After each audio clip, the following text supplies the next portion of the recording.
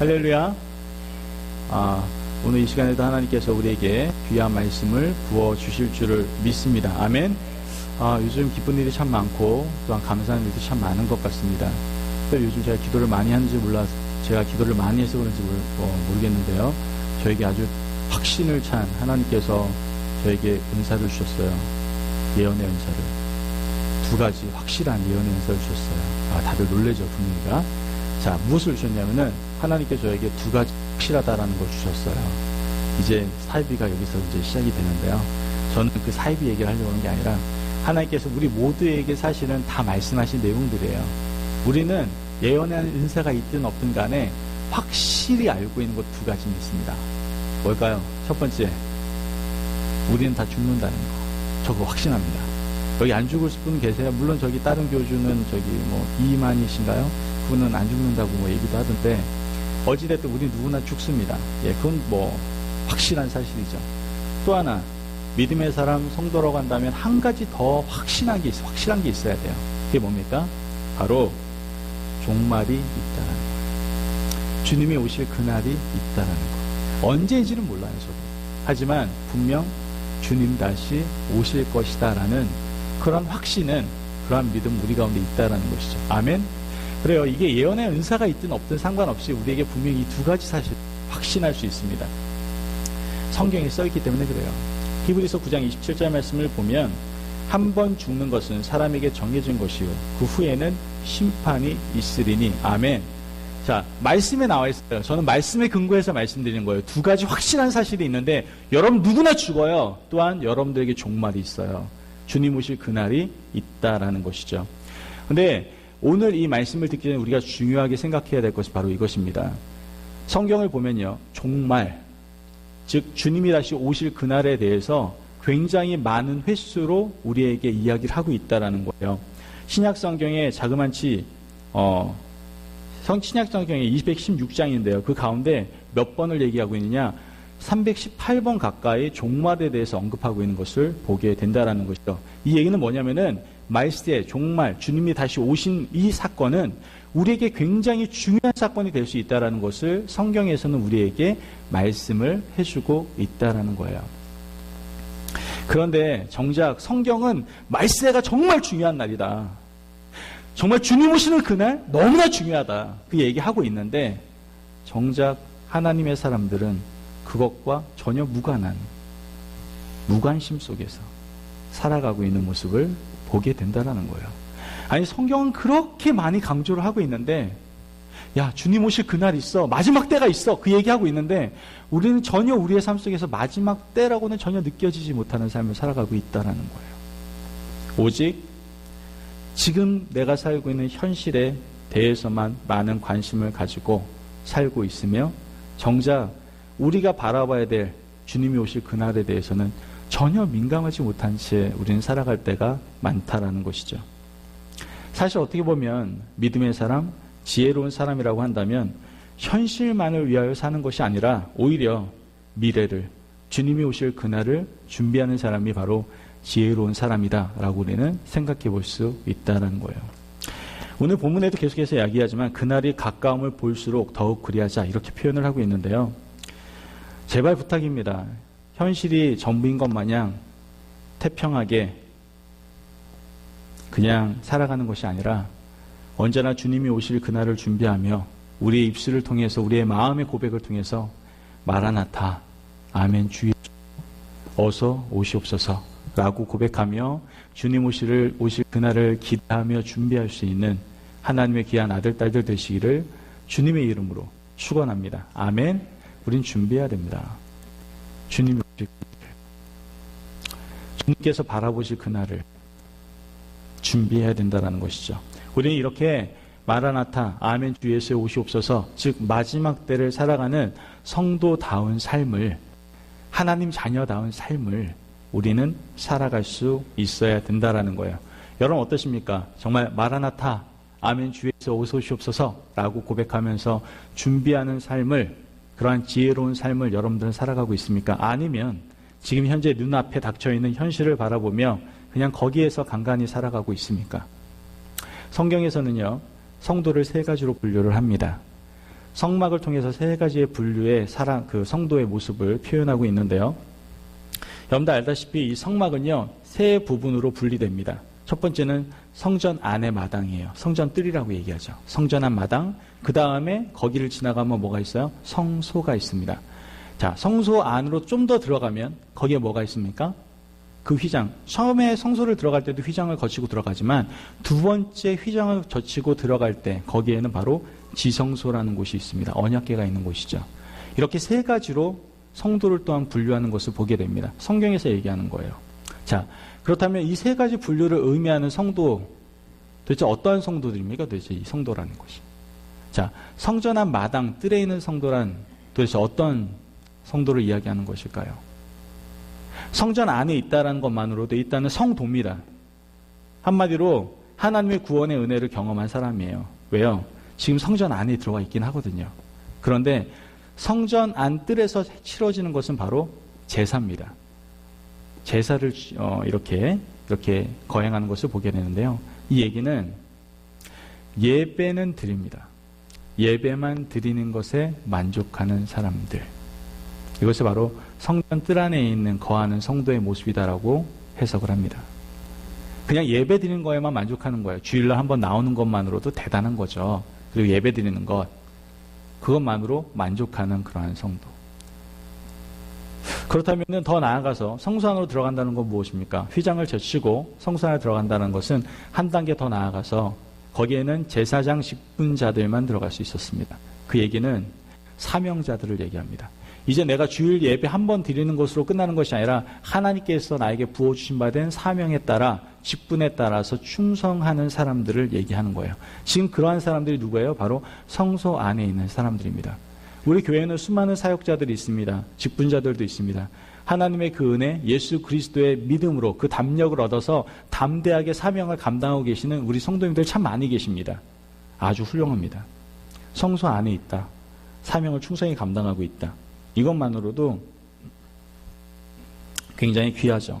그러나 하나님께서 우리에게는 여기까지 머무를 신앙을 원하시지 않습니다. 한 단계 더 나아가기를 원하시죠. 그것이 바로 두 번째 휘장을 젖히고 들어가는 바로 지성소입니다. 지성소란 어떠한 장소입니까? 바로 하나님과 친밀한 교제 속에 들어가는 장소를 의미한다라는 거예요. 단지 사명감 가지고 그 은혜에 젖어서 사명만 감당하는 것이 아니라 내가 사명을 감당하는 것뿐만 아니라 그 사명을 감당할 때 하나님과의 친밀한 교제 속에서 늘 감사함 속에서 그 모든 것들을 감당할 수 있는 성도. 그것이 바로 지성소 안에 있는 성도의 모습입니다. 여러분들 이 지성소는요, 1년에 딱 한 번 들어갈 수 있었습니다. 그런데 여기에서 성경상으로 잘못 알고 있는 부분들이 있어요. 많은 분들이 지성소 안에 들어갈 때에는 제사장들이 거룩한 옷을 입고 이 제사장 의복 있지 않습니까? 그리고 방울을 달고 들어간다라고 얘기해요. 그리고 난 다음에 그 안에서는 어떠한 일이 벌어진지 모르기 때문에 이렇게 방울을 달고 발에다가 밧줄을 메고 들어가서 이 방울 소리가 들리지 않으면은 그 사람을 밧줄을 당겨가지고 죽었을 수도 있으니까 당겨가지고 꺼내왔다고 이렇게 전설의 나라의 이야기가 있습니다. 근데 그거는 비성경적입니다. 사실 그렇지 않습니다.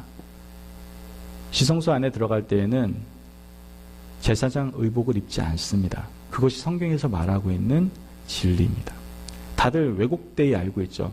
제사장복, 그 화려한 복을 입고 제사장이 지성소에 들어가서 그 모든 하나님과의 만남을 갖는 걸로 착각하고 있는데 사실은 그렇지 않습니다. 레위기 16장 4절 말씀을 보면 분명히 얘기합니다.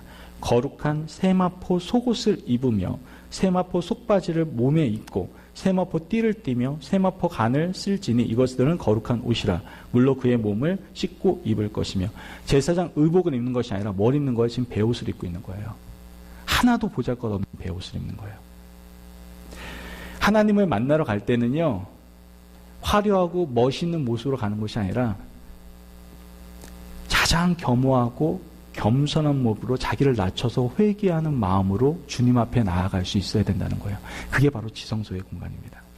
내가 뭔가를 하고 있습니다, 하나님. 내가 이러한 직책을 감당하고 이러한 사명을 감당하고 있습니다. 저 아시죠? 그렇게 하나님을 만나는 것이 아니라 가장 겸손하고 겸허하게 나는 죄인입니다, 주님. 베옷을 입고 가장 초라한 옷을 입고 그러나 하나님 보실 땐 가장 거룩한 그 옷을 입고 하나님 앞에 나아가는 자리. 하나님과 친밀함의 교제를 나누는 자리, 그 자리가 바로 지성소입니다. 저는 간절히 바랍니다. 우리 임마누엘 모든 성도님들의 지금 앉아있는 그 자리가 지성소가 되기를 주의 이름으로 축원합니다. 아멘. 직경 가로 세로 5m밖에 안 되는 작은 방이었습니다. 그러나 그 방이 오늘 이 시간에 여러분들 가운데 임하기를 주의 이름으로 축원합니다. 아멘. 어떠한 예배 시간에 방해의 조건이 있어도 오늘 저 사람이 방해해야 되네, 애들이 방해해야 되네, 지성소 안에서는 어떠한 방해도 되지 않습니다. 밖에서 어떠한 일이 있어도 지성소 안에서는 어떠한 방해도 받지 않습니다. 그와 같이 예배 가운데 승리하는 사람은 바로 예배 시간에 그 자리를 지성소로 만드는 사람들입니다. 아멘. 저는 이 예배 시간이 각각 5m, 5m의 그 간격이 임한 하나님께서 우리에게 허락하신 그 지성소의 자리가 되기를 간절히 원합니다. 그래서 말씀을 듣든 찬양을 하든 기도를 하든 하나님과의 친밀한 교제 속에서 풍성한 은혜를 누릴 수 있는 저와 성도님들이 되셨으면 좋겠습니다. 그냥 예배만 드리고 가는 게 아니라 그냥 사명만, 나에게 주신 직분과 사역에 따라서 봉사하는 그것만 생각하는 것이 아니라 언제나 하나님이 주 부어주시는 생명력으로 말미암아 그분과 친교함으로 말미암아 그분과 친밀함 속에 들어감으로 말미암아 모든 것들을 감당할 수 있는 그 지성소의 경험 속에서 모든 사명을 감당하는 저와 성도님들의 삶이 되시기를 주의 이름으로 축원합니다. 아멘. 다시 한번 말씀드리면 지성소는 하나님을 친밀하게 만나는 곳이고 하나님 말씀해 주시는 장소이고 하나님께 가장 가까이 가는 곳이다라는 것을 우리는 기억하셔야 됩니다. 아멘. 그래서 지성소를 경험한 그러한 성도님들은 어떠한 소리에도 현혹되지 않습니다. 사역을 감당할 때에도 누구는 저랬는데 너는 그렇다느니, 나는 이러한 엄청나게 힘든 일을 하는데 너는 가벼운 일을 한다거니, 이러한 현혹되는 말에 넘어지지 않습니다. 지금 내가 임한 이 자리가 지성소를 경험하게 된다면 내가 보잘것없는 일을 하든 내가 예배를 드릴 때 그냥 예배자로 그냥 자리에 앉아있든 상관없이 그 안에서 풍성한 외부의 어떤 조건과 상관없이 그 안에서 하나님과의 친밀함 속에서 풍성한 은혜를 누리게 되는 줄 믿으시기를 바랍니다. 아멘. 누가 인정을 해주든 누가 인정을 해주지 않든 그건 상관되지 않아요. 지성소에는 누구와 누구와의 만남일 뿐이에요. 하나님과 나와의 만남이 존재할 뿐입니다. 그분의 음성을 들음으로 말미암아 기쁘고 그분과 교제함으로 말미암아 기쁘고 그분의 놀라운 일들을 경험함으로 기쁜 그 자리가 바로 지성소의 자리입니다. 아멘. 저는 간절히 소망합니다. 우리 성도님들과 제가 두 번째 휘장을 넘어서 지성소를 경험하는 삶을 살기를 간절히 기도합니다. 아멘. 그렇다면 두 번째 휘장을 넘어 지성소를 경험하는 성도는요, 달라도 달라야 돼요. 어떻게 똑같을 수 있냐고요. 어떻게 세상 사람과 똑같을 수 있고 어떻게 주일날만 한번 왔다 갔다 하는 사람과 똑같을 수 있겠냐고요. 달라요. 지성소 두 번째 휘장을 들어간 사람은 삶이 달라진단 말이에요. 도대체 그렇다면은 이 지성소 안에 거한, 진리 안에 거하 있는 성도들의 삶은 도대체 어떠한 삶입니까? 한번 따라해 봅시다. 첫 번째, 자, 소망 가운데 서로를 세워갑니다. 예, 소망 가운데 서로를 세워가게 됩니다. 이게 바로 지성소 안에 거한, 진리 안에 거한 성도들의 모습이에요. 소망 가운데, 그 소망 가운데 서로를 세워가는 거예요. 히브리서 10장 23절 말씀을 보면, 히브리서 10장 23절 말씀 보면 이렇게 얘기합니다.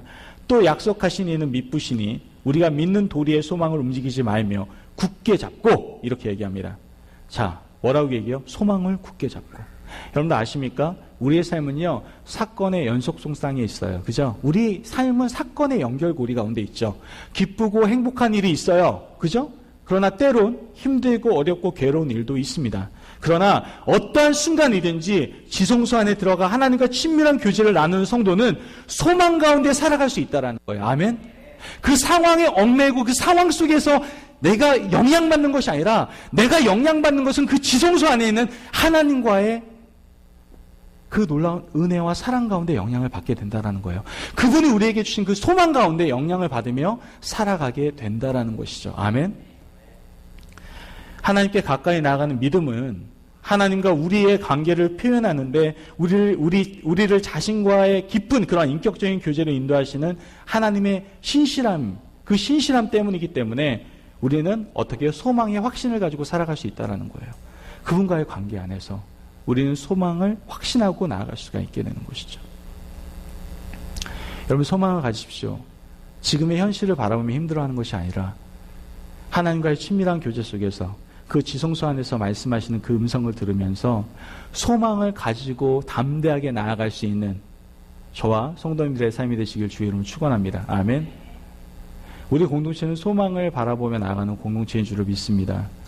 어떠한 사건이나 어떠한 환경에 영향받지 않고 묵묵히 지금까지 걸어왔습니다. 어떠한 사람들이 무엇이라고 말을 하든 묵묵히 하나님께서 우리 공동체에 부어주신 비전을 향하여 지금까지 걸어왔습니다. 하나님께서는 그 소망 가운데 일을 행하실 것이며 그 소망 가운데 하나님께서 우리에게 풍성한 은혜를 부어주실 줄을 믿습니다. 아멘. 서로 그 소망 가운데 세워질 수 있도록 어떻게 해야 됩니까? 서로 그 소망을 나누고 소망 가운데 서로 세워줄 수 있어야 됩니다. 아멘. 누구나 힘들 수 있어요. 어려울 수 있어요. 방황할 수 있어요. 그때 단순히 내 눈에 보이는 어떠한 기준, 율법적인 기준으로 그 사람을 죽이는 것이 아니라 소망을 바라보며 그 한 사람 한 사람을 세워갈 수 있는 공동체, 그리고 더 넓게는 공동체의 소망을 바라보며 함께 손잡고 걸어갈 수 있는 그런 공동체, 그 공동체가 될 수 있도록 우리가 먼저 지성소 안에서 하나님과의 친밀한 교제를 가질 수 있어야 된다는 것이죠. 아멘. 두 번째로는 우리가 지성소 안에 있는 그러한 성도라고 한다면 사랑과 선행을 격려하게 됩니다. 그런데 사랑이 중요해요. 선행이 중요하다란 말이에요. 히브리서 10장 24절 말씀을 보면 얘기합니다. 서로 돌보아 사랑과 선행을 격려하며 라고 얘기를 하죠. 서로 돌보아 사랑과 선행을 격려하라고 분명히 얘기합니다. 그리스도의 사랑을 기초로 한 모든 일과 봉사는 어떻게 보면 바로 선행이다라고 우리는 생각해 볼 수 있다는 것이죠. 아무리 훌륭한 일이라고 할지라도 사랑이 없다면 그것은 무익한 것이다 라고 성경은 이야기하고 있습니다. 고린도전서 13장 1절에 3절 말씀을 같이 한번 읽어보도록 하겠습니다. 고린도전서 13장 1절에 3절입니다. 시작.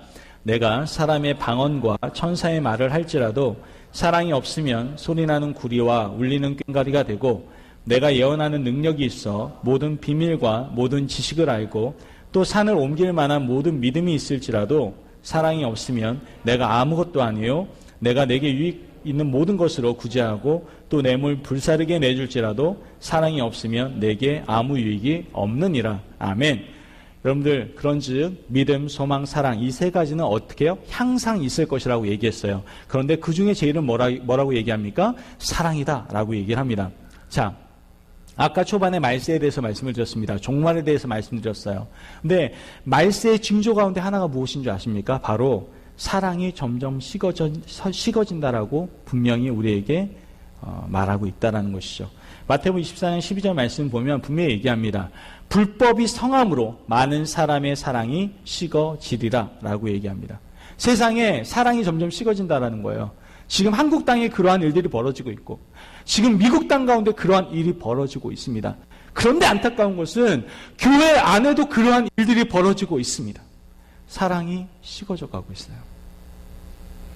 더 사랑이 풍성해야 될 그러한 공동체 가운데 사랑이 식어져 가고 있습니다. 점점점 개인주의와 이기주의가 팽배해지는 그러한 시대, 그러한 가치관들이 교회 안에 들어오고 교회 안에서도 개인주의와 이기주의 이런 것들이 점점점 확산되어져 가는 것을 보게 된다는 것이죠. 여러분 기억하십시오. 교회라고 할지라도 사랑이 없으면 그건 더 이상 교회가 아닙니다. 성도라고 할지라도 사랑이 없으면 더 이상 성도가 아닙니다. 천국은요, 하나님의 나라는 사랑이 충만한 곳입니다. 사랑이 넘치는 곳입니다. 그곳이 바로 하나님 나라입니다. 반대로 지옥은 어떤 곳입니까? 바로 미움과 시기와 질투만이 가득한 곳을 얘기하는 것이죠. 다시 말해서 사랑이 없는 곳이 지옥입니다.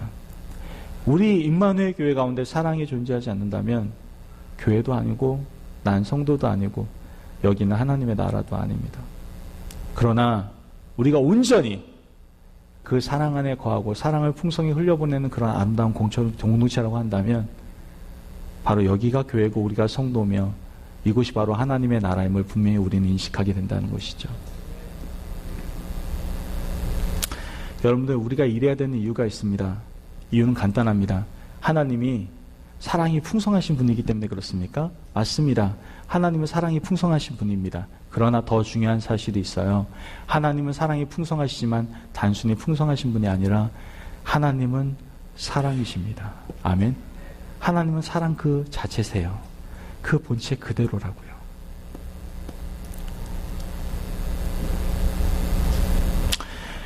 그 사랑이신 하나님께서 우리에게 그 풍성한 사랑을 흘려보내주셨습니다. 이 큰 사랑을 받은 우리들은 언제나 그 하나님의 사랑을 감사하며 우리 옆에 있는 모든 지체들에게 그 사랑을 흘려보낼 수 있어야 된다는 것이죠.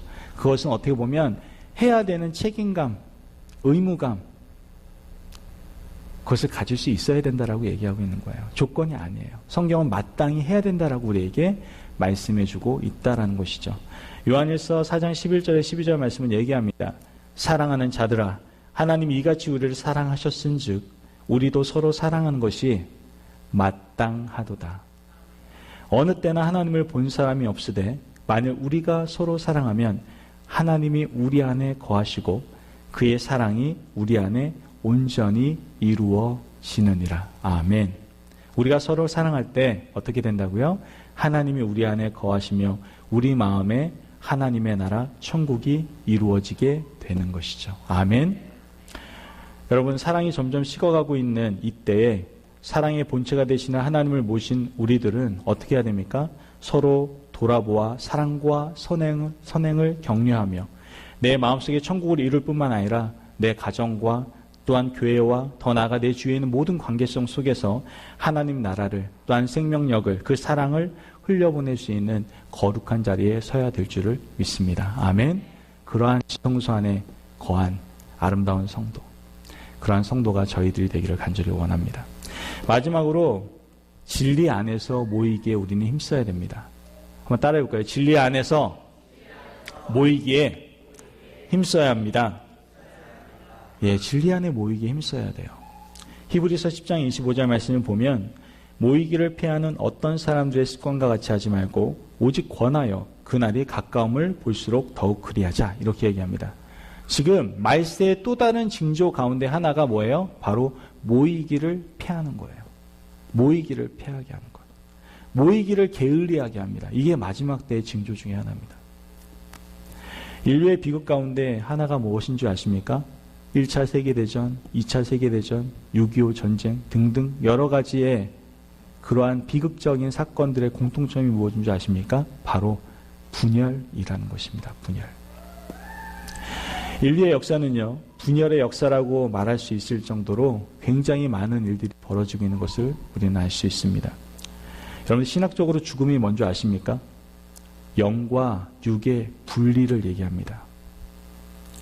그러므로 분열과 분리는 파멸과 죽음을 의미하기도 하는 것이죠. 인간이 하나님 앞에 범죄함으로 인해서 하나님과 단절, 분리되었다는 거 우리는 너무나 잘 알고 있습니다. 그 죄의 결과가 뭐예요? 바로 죽음이었다는 것이죠. 그래서 성경은 죄의 삭은 사망이라고 우리에게 설명을 해주고 있습니다. 그래서 사탄은 어떻게 합니까? 어떻게든 우리에게 분열과 분리 작업을 합니다. 절대로 하나 되지 못하게 하고요. 절대로 모이기에 힘쓰지 못하게 합니다. 철저하게 분열하게 하고 또한 이렇게 분리 작업을 하는 것이 바로 사탄의 공격이다라는 것이죠. 이러므로 교회를 파괴하고 하나님의 관계를 우리 성도들로 하여금 무너뜨리려고 합니다. 이런 점에서 우리는 모이기를 게을리해서는 안 됩니다. 모이기를 점점 게을리하게 되는 것은 어떻게 보면 우리가 영적으로 점점 시들어져 버리는 것이고 또한 궁극적으로 죽어가고 있다는 것을 뜻하기 때문에 그렇습니다. 반면에 모이기에 힘쓰고 또한 함께 기도하고 찬송하고 함께 예배드리고 전도하는 것은 어떻게 보면 우리가 공동체 안에서 우리가 믿음이 더욱더 성장하게 해줄 수 있는 귀한 시간들이다라고 생각해 볼 수 있는 것이죠. 마태복음 18장 19절에서 20절 말씀 보면 이렇게 얘기합니다. 진실로 다시 너에게 이르노니 너희 중에 두 사람이 땅에서 합심하여 무엇인지 구하면 하늘에 계신 내 아버지께서 그들을 위하여 이루게 하시리라. 두세 사람이 내 이름으로 모인 곳에는 나도 그들 중에 있느니라. 아멘. 뭐라고 얘기하는 거예요? 하나님께서는 성도가 한 마음, 한 뜻이 되어서 모이는 곳에 임재해 주시겠다라는 거예요. 내가 함께 하겠다라는 거예요. 너희가 모이는 곳에 내가 함께 하겠다라고 말씀하시는 거예요. 너희들의 예배와 기도 가운데 연락해 주시겠다라고 하는 거예요. 오늘 이 시간에 모인 우리 가운데 함께 찬양하고 우리의 간절한 바람을 하나님께서는 들으시고 응답하시겠다라는 거예요. 아멘. 여러분, 그렇다면 하나님께서 왜 우리에게 임마누엘 공동체를 허락하셨을까요? 왜? 서로 헐뜯고 서로 시기하고 싸우고 분쟁하라고 우리를 이렇게 하나로 묶어주셨을까요? 아니에요. 24절의 말씀과 같이 서로 돌아보아 사랑과 선행을 격려하라고 우리를 하나로 묶어주셨다라는 것이죠. 임마누엘 공동체로 우리를 묶어주셨다라는 거예요. 어떻게 하라고요? 사랑과 선행을 격려하면서. 여러분, 우리 세상 살아가면서 환난과 역경, 고난 수도 없이 많이 겪습니다. 그래서 그런 이유들로 인해서 상처받는 사람들, 또한 피곤에 지쳐 쓰러지는 사람들이 너무나도 많습니다. 낙심하고 실망하고 좌절하는 그 사람들 너무나도 많아요. 지금도 마음에서 울부짖으며 너무나 힘들다고 고통스럽다고 나 좀 살려달라고 하는 사람들이 있을 수 있습니다. 그러므로 성도라고 한다면 어떻게 해야 됩니까? 그리스도 안에서 한 형제 자매로서 서로 형편을 돌아보며 어려운 형제를 돕고 서로 사랑하며 서로 위로하고, 그래서 피차 힘을 얻고 더 나아가서 하나님의 나라를 함께 이루어가야 되지 않겠습니까? 그것이 바로 우리 임마누엘 공동체가 되어야 된다는 것이죠. 아멘. 히브리서 10장 25절 말씀 아까도 읽어드렸지만 이렇게 얘기합니다. 모이기를 패하는 어떤 사람들의 습관과 같이 하지 말고 오직 권하여 그 날이 가까움을 볼수록 더 그리하자. 마지막 때가 가까울수록 더욱 모이기에 힘쓰라라고 얘기하는 거예요. 마지막 때가 가까울수록 더욱더 힘들고 어렵고 고난스러운 일들이 성도들에게 다가옵니다. 그래서 우리에게 얘기하는 게 뭐예요? 서로 위로하고 선행하고 서로 사랑하고 격려하기 위해서 니네들 서로 더욱 모이기에 힘쓰렴이라고 얘기하는 거예요. 서로 더 하나 되고 서로 모이기에 힘쓰렴. 이미 알고 계시는 거예요. 혼자 있으면 쓰러진다는 거, 혼자 버티기 힘들다는 거 이미 알고 계시는 거예요. 그러나 하나님께서 우리에게 모이기에 힘쓰라고, 마지막 때에 더 그리해라. 마지막 때일수록 너희들 더 힘들 수도 있어. 고난스러울 수도 있어. 그러니까 더 모이기에 힘써라 라고 우리에게 말씀해 주고 계신다는 것이죠. 여러분들, 오늘날 교회에 급선무가 있습니다. 점점 교회가 모이기를 힘쓰지 않아요. 사실 점점 개인주의가 심해져 갑니다. 그리고 합리성이라는 잣대를 가지고 모이기 힘쓰지 않으려고 할 때가 많습니다. 그러나 우리가 정말 이 교회에서 우리가 먼저 행해야 될 것은 무엇입니까? 그리스도로 하나 되고 진리로 하나 되고, 그래서 성도가 하나 되는 일이 우리에게 있어서 가장 급선무입니다. 믿으십니까? 성도가 하나 되기 위해서 먼저 내 자신의 믿음에 온전히 우리 스스로가 온전히 언제나 지성소 안에 거하기 위해서 힘쓰고 애써야 됩니다. 믿으십니까? 온전히 그 지성소 안에서 하나님께서 공급해 주시는 그 친밀함 속에서의 은혜를 누릴 수가 있어야 된다라는 거예요. 아멘? 그리고 더 나아가 서로 성도들끼리 서로 모이게 힘쓰며 그 가운데에서 서로 위로하고 축복하고 격려하고 사랑할 수 있어야 된다라는 것이죠. 그런 걸 우리 교회 안에 있는 불순물들, 방해 요소들을 우리는 다 제거할 수 있어야 됩니다. 교만, 시기, 질투, 원망, 불평, 그리고 열등감, 이 모든 것들을 우리 공동체 안에서 다 뽑아내야 됩니다. 이런 것들은 지극히 세상적이고 마귀적인 것이죠. 그러므로 절대로 우리 공동체 안에서 이런 것들을 용납해서는 안 됩니다. 그래서 우리에게 필요한 것이 바로 회개입니다. 우리 공동체 안에 이러한 요소들이 있다면 우리 각자 회개의 자리에 있어야 됩니다. 그 지성소 안에서 하나님과 친밀함을 가지며 회개할 수 있어야 됩니다. 그리고 우리 공동체가 더욱더 건강한 공동체가 될 수 있도록 함께 기도하며 애쓸 수 있어야 된다는 것이죠. 여러분, 새해 첫 설교로 하나님께서 우리에게 어떤 설교를 주셨습니까? 새 포도주를 받을 새 부대를 준비하라 라고 우리에게 말씀하셨습니다. 그게 어떠한 것인지 우리는 알지 못한다고 그랬어요. 그러나 우리가 생각하는 그 이상의 놀라운 새 포도주의 은혜가 우리 가운데 부어질 거라고 우리는 확신하고 있습니다. 아멘. 그렇다면 여러분들 지금 새 부대가 준비되어 계십니까? 그렇게 이게 여러 번 반복된 말이었는데 과연 이것을 하나님의 음성으로 듣고 여러분들 지금 새 부대를 준비하고 계십니까? 새 부대를 준비하기 위해서 여러분들의 신앙의 삶 가운데 언제나 지성소 안에 거하는 성도가 되기 위해서 여러분 힘쓰고 계십니까? 아니면 종교적으로 그냥 예배 한번 왔다 갔다 하는 것, 그냥 뭐 사명, 사역 주셨으니까 그냥 봉사하는 것, 거기에 머물러 있습니까? 오늘 하나님께서는 다시 우리에게 새 부대를 어떻게 준비해야 될지를 말씀해 주고 계십니다. 지성소 안에서 하나님과의 교제가 풍성한 성도가 되라고 우리에게 말씀하고 계십니다. 다른 자리가 아니라 지금 예배하고 있는 이 자리, 여러분들이 그 자리가 지성소가 되길 주의 이름으로 축원합니다. 여러분들이 살아가고 있는 모든 삶의 현장 그 자리가 바로 지성소의 자리가 되길 주의 이름으로 축원합니다. 아멘. 그런 가운데 어떻게 해야 됩니까? 소망 가운데 서로 세워가며 서로 죽이는 말을 하는 것이 아니라 주님의 소망을 꿈꾸며 그 소망 가운데 서로를 세워주며 그 소망 가운데 살아가며 사랑과 선행의 격려가 가득하고 서로 축복의 말을 하고 서로 격려하고 서로 위로하고 서로 더 나아가 모이기에 힘쓰는 교회가 될 때에 하나님께서 은혜를 부어주시는 교회, 어떻게 보면 초대교회처럼 능력이 있는 교회로서 하나님께서는 분명 이 시대에 우리에게 허락하신 하나님의 사명 그 비전을 이루어 가실 것입니다. 아멘.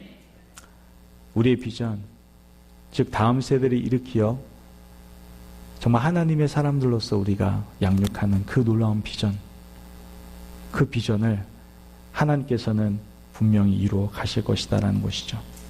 오늘 이 시간에 하나님께서 우리에게 다시 한번 질문하십니다. 나와 함께 지성소에 있자꾸나.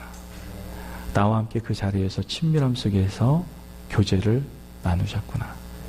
그러한 성도로서의 삶은 어떠한 삶입니까? 바로 소망 가운데 서로 세워주게 되고 사랑과 격려를 하게 되며 모이기에 힘쓰는 사람들이 될 것입니다. 그러므로 하나님의 놀라운 나라와 그 비전을 위해서 함께 걸어가고 함께 그것을 꿈꾸고 함께 마음을 품고 함께 달려갈 수 있는, 절대로 후회하지도 않을 길이요 가장 가치 있고 고귀하고 복된 그 길을 함께 걸어갈 수 있는 우리 임마누엘 공동체가 되길 주님의 이름으로 축원합니다. 아멘. 우리 함께 기도하며 나아가기를 원합니다. 오늘 시간에 우리 함께 기도할 때에 하나님께서 우리에게 다시 한번 도전을 주십니다. 지성소 안에서 하나님과의 교제가 풍성한 성도가 되라고 말씀하십니다. 성전 안 뜰에서 거기서 만족하고 돌아가는 자가 아니라, 성소 안에서 열심히 사역과 섬김과 봉사하면서 돌아가는 자가 아니라 지성소 안으로 들어오라고, 지성소 안에서 나와 함께 교제하자고 하나님께서 말씀하고 계십니다. 주님, 내가 지성소 안에서 그 풍성한 은혜를 누리기를 원합니다. 가장 겸허하고 겸손한 나의 부족함을 주님께 다 고백하며 베옷을 입고, 주님, 저 같습니다. 가장 부족한 저 같습니다. 그 안에서 부어지는, 지성소 안에 부어지는 하나님의 은혜를 경험하며 내가 이제는 지성소를 경험하는 성도로서의 삶을 살아가기를 원합니다. 진리 안에 거하는 그러한 성도의 삶을 살기를 원합니다. 이를 위해 소망 가운데 서로 세워가며 사랑과 선행으로 격려하고 모이기에 힘쓰는 제가 되겠습니다. 라고 하나님께 기도하며 나아가기 원합니다. 기도합시다.